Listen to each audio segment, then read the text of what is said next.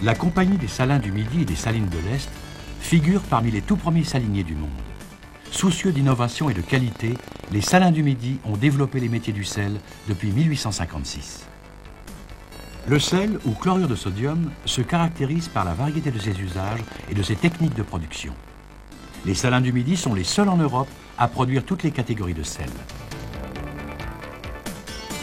Indispensable à l'homme, aux animaux et aux plantes, le sel est une substance vitale. Absorbé par l'organisme, il est éliminé en permanence et doit donc être renouvelé. Les animaux et les plantes autorégulent leur consommation de sel. Le sel leur apporte, ainsi qu'à l'homme, les éléments minéraux vitaux, en particulier les oligo-éléments, magnésium, zinc, cobalt, cuivre, manganèse.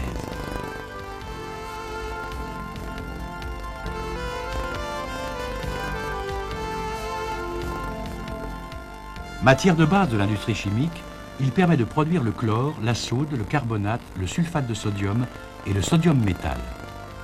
Pour un usage industriel ou domestique, dans les lave-vaisselle par exemple, le sel joue un rôle essentiel pour l'adoucissement des eaux. Il entre dans de nombreux procédés industriels: traitement des métaux, tannerie, textile, céramique, cimenterie, forage pétrolier, sidérurgie et même l'industrie sucrière.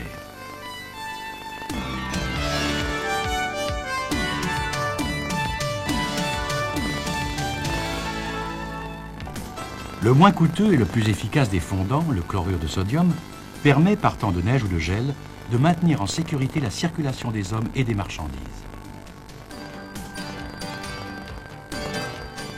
Le sel a donné son nom à une industrie alimentaire, la salaison. Il facilite la conservation des aliments.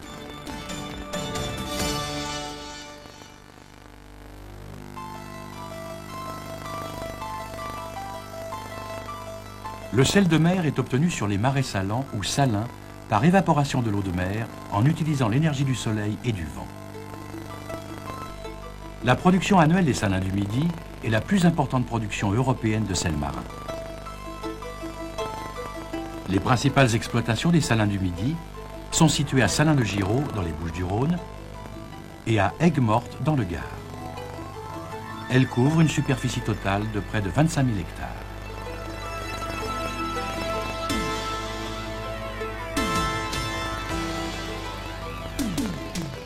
La technique agricole mise en œuvre se déroule chaque année en 4 étapes. La première consiste à pomper, de mars à septembre, des dizaines de millions de mètres cubes d'eau de mer.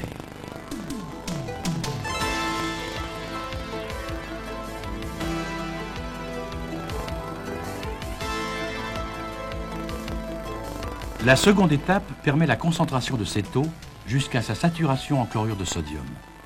La teneur en sel passe de 29 à 260 grammes par litre. Il faut donc évaporer les 9/10 des eaux pompées. Cette opération est effectuée sur d'importantes surfaces appelées partènements, où les eaux circulent sous faible épaisseur, par gravité ou par pompage.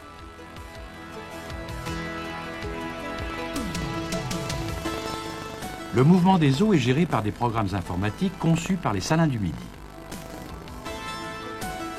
Les autres sels indésirables contenus dans l'eau de mer doivent se déposer avant ou après le chlorure de sodium. Le savoir-faire dans la concentration des eaux et la permanence des contrôles assurent le dépôt du sel dans les meilleures conditions. Troisième étape, les saumures saturées sont acheminées directement ou par de vastes réservoirs sur des surfaces appelées cristallisoires ou tables salantes. Le sel cristallise et se dépose sur un terrain aussi plat qu'un court de tennis. La préparation des sols constitue donc une des phases importantes d'une campagne. Elle concerne chaque année plus de 1200 hectares sur les marais salants exploités par les salins du Midi. Après la cristallisation du sel de mer, les saumures restantes, appelées eau mer, sont acheminées dans des bassins pour servir à l'élaboration de différents produits magnésiens tels que le sulfate de magnésie, les oxydes et hydroxydes de magnésium. Une fois déposé, le sel est récolté. C'est la quatrième étape. Sur la côte méditerranéenne française, la récolte commence en général en septembre pour pouvoir profiter au maximum de l'évaporation. La campagne dure 1 mois. Jour et nuit, 7 jours sur 7, de très puissants moyens mécaniques conçus spécifiquement pour chaque salin sont mis en œuvre. La quantité du sel récolté dépendra des conditions climatiques.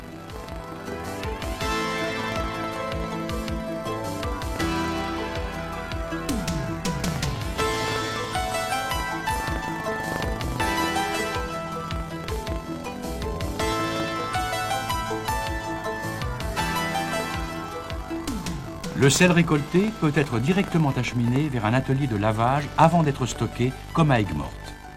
Il peut aussi, comme à Salins de Giraud, être provisoirement stocké avant d'être repris et lavé au cours de l'hiver et du printemps.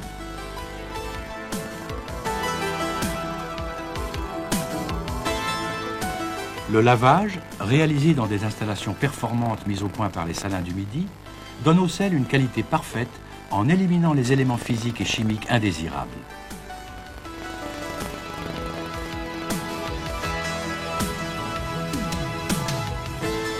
Le Salin d'Aigues-Mortes s'est spécialisé dans la production de sel de mer élaboré. Il est stocké, lavé, essoré, séché, broyé et criblé.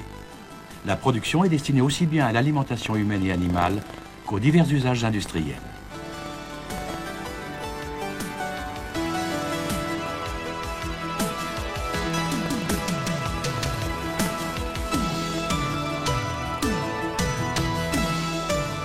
À Salins de Giraud, le sel, essentiellement destiné à la chimie, est expédié en vrac.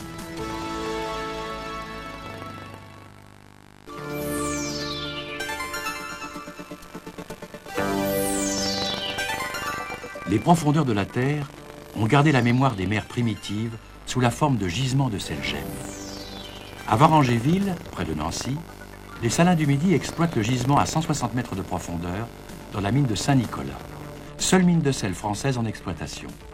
Sa capacité d'extraction est d'environ 300 000 tonnes par an et par poste de travail. La méthode d'exploitation utilisée est dite des chambres et piliers abandonnés. Les galeries d'où le sel est extrait se coupent à angle droit. On obtient ainsi des piliers de 29 mètres de côté qui sont laissés en place pour soutenir les terrains de surface. L'exploitation comporte 4 étapes. Le havage. Une haveuse effectue une saignée horizontale de 13 mètres au mur de la galerie sur une profondeur de 4,50 mètres. La foration. Des trous de même profondeur sont percés pratiquement à l'horizontale. Le tir. 120 kg d'explosifs par volée permettent l'abattage d'environ 530 tonnes de sel-gemme. Après le tir, la tenue du toit est renforcée par introduction de boulons d'acier scellés à la résine.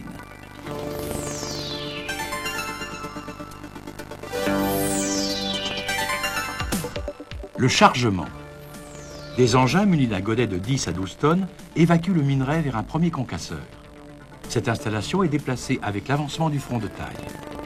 Les produits préconcassés sont acheminés par un convoyeur à bande de plus d'1 kilomètre jusqu'à la station de broyage et de criblage.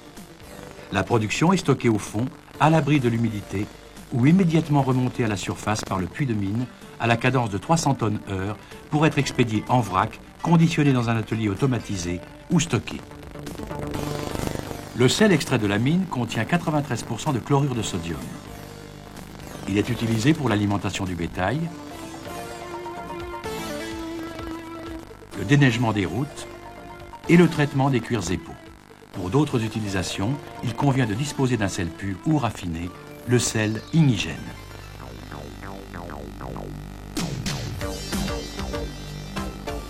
Il est obtenu dans les salines par évaporation thermique de saumure produite par dissolution d'un gisement de sel-gemme.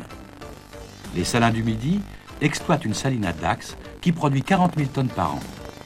Leur saline de Varangéville, la plus grande saline française, a une capacité annuelle de 630 000 tonnes. Leur alimentation en saumure est réalisée par Somoduc depuis un champ de sondage situé à une dizaine de kilomètres.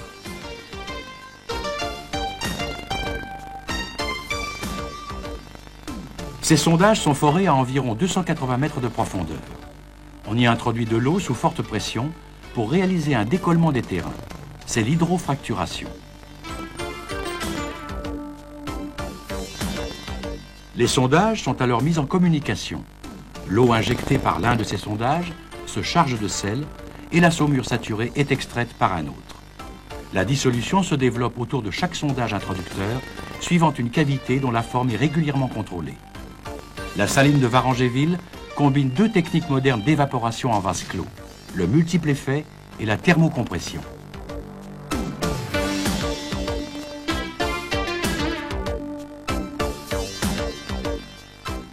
Dans la technique du multiple effet, plusieurs évaporateurs sont disposés les uns à la suite des autres.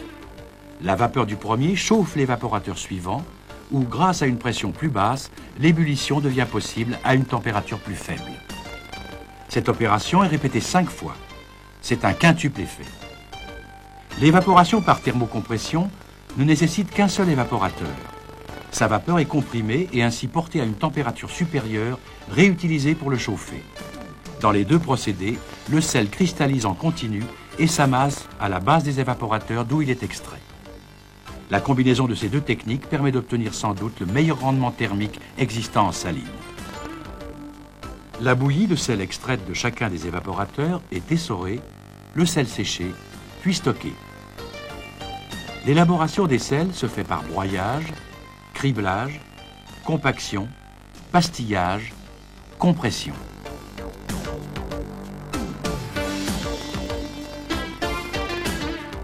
Des chaînes automatisées permettent aussi bien le petit conditionnement réservé aux sels de table que la palettisation des sacs de 25 à 50 kg utilisés pour les besoins domestiques sous la marque Salinor, industriels ou agricoles.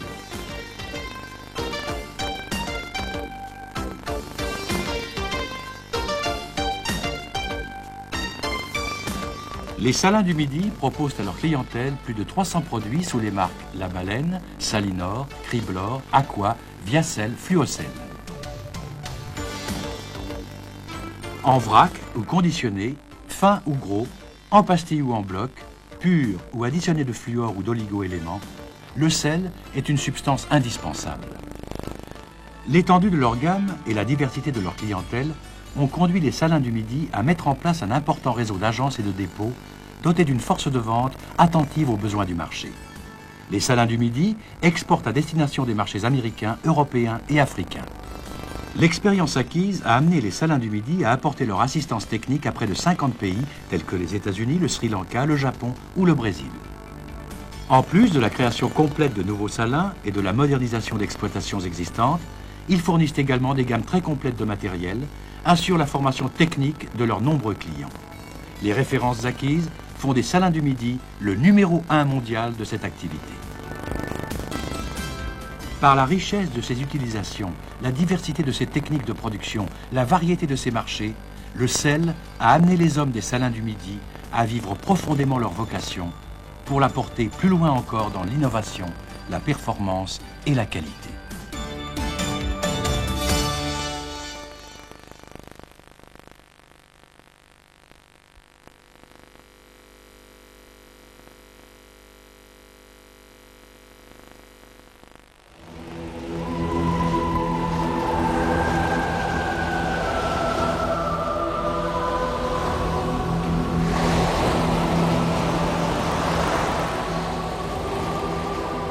Là où la mer et le sable se sont rencontrés,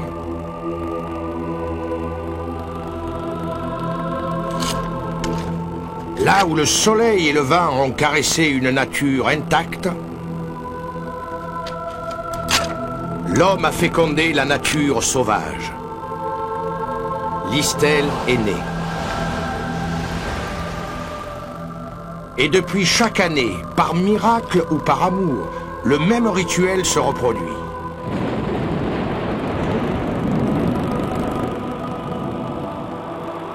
Sous le ciel clément d'un hiver tranquille, la qualité de la future récolte se joue déjà.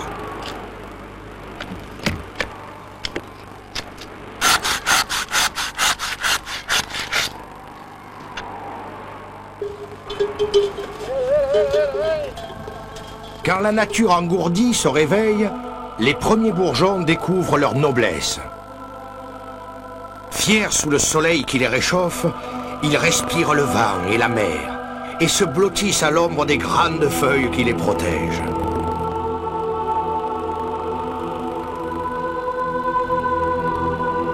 À leurs pieds, comme un lit, le sable, les sables du golfe du Lion.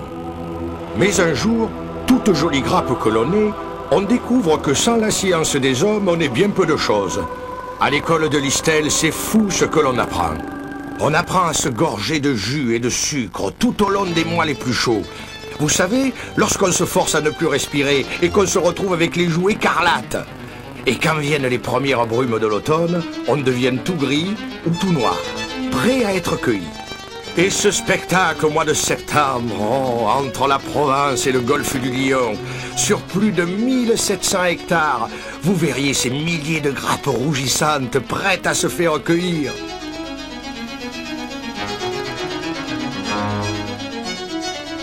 Mais attention, on ne rentre pas comme ça chez Listel. Il faut montrer patte blanche. Il faut prouver que l'on est capable de tenir ses promesses.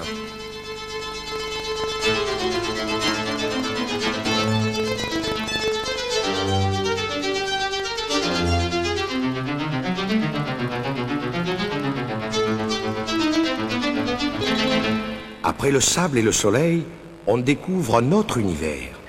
Celui que les hommes inventifs de Listel ont mis au point. Comme un coup de pouce à la nature.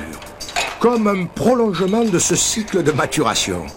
Ici, il entrera des grains, il sortira du vin. Rien de plus, rien de moins. Ici, on commande la nature, en lui obéissant.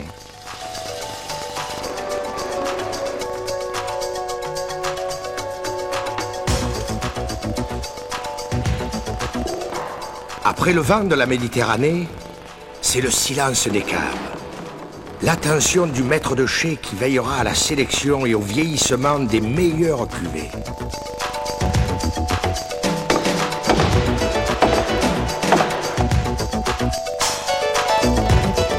Dans la famille, le gris de gris, le gris qui a un grain, c'est celui dont on est fier. Celui qui a réussi le premier. Peut-être parce qu'ici, on le sentait bien. On l'a peut-être mieux égoutté, centrifugé, filtré, et ça en valait la peine. Mais tout a une fin.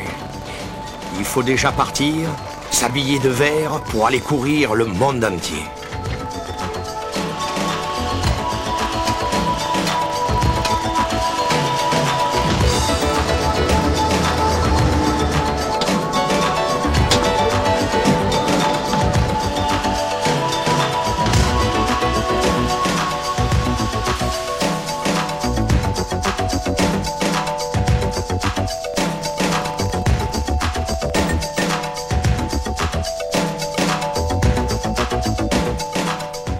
Et les petites camarguaises et provençales, étiquetées, bouchées, emballées, s'apprêtent fièrement à donner des frissons du côté de Paris, de Londres ou même de Tokyo.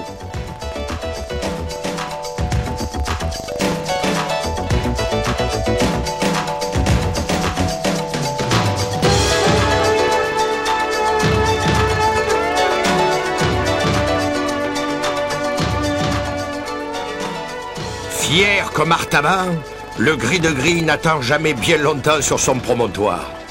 Quand on est authentique et original à ce point, on trouve toujours plein de gens prêts à dire du bien de vous. Et le gris de Listel se retrouve dans les meilleurs points de vente, les meilleurs restaurants aux 4 coins du monde.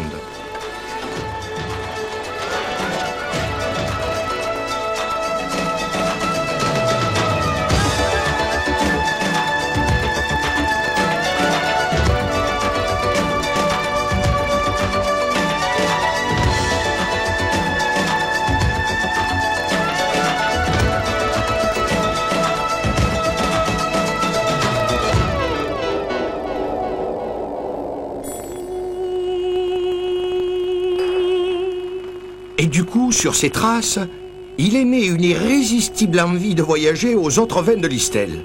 Ils ont tous emboîté le pas.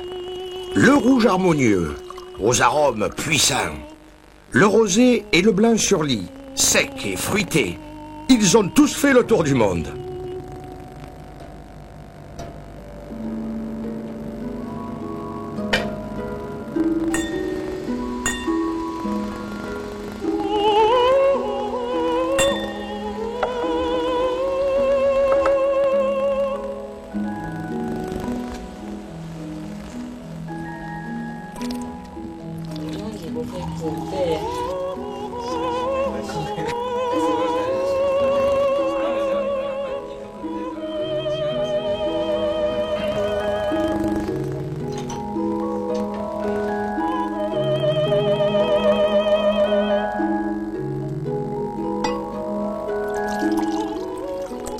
Et ici, chez nous, pour être franc, je crois que nos vins ont un peu tourné la tête au Mistral. Écoutez-le, sentez-le. De quoi vous parle-t-il le Mistral, à part du sable, du vin, du soleil, du raisin et du listel? Hein?